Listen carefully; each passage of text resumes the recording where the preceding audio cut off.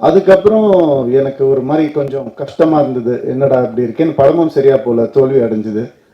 So அப்போ நான் யோசித்தேன், நான் ஏதாவது தப்பு பண்ணியிருக்கேனா அப்படின்னு யோசித்தேன். நான் தப்பாக நடிச்சிருக்கேனா, நான் வந்துட்டு தப்பான கதையை செலக்ட் பண்ணேனா, நான் அப்படி யோசிக்கும் போது என் சைட்லேருந்து எந்த ஒரு தப்பும் எனக்கு தோணலை. அப்புறம் நம்ம எதுக்கு தோண்டு போனோம், உன் சைடில் தப்பு இல்லாதப்ப.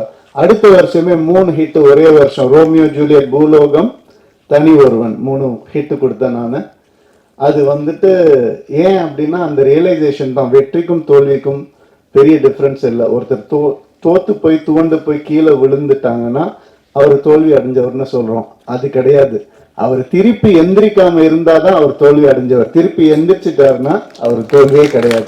இந்த வருஷம் நான் திருப்பி எந்திரிப்பேன்னு சொல்ல வரேன், வேற ஒன்றும் இல்லை. Thank you so much. அதுக்கான நிறைய நல்ல படங்கள் ஒரு லிஸ்ட் என்கிட்ட இருக்கு, நல்ல லைனப்ஸ் என்கிட்ட இருக்கு.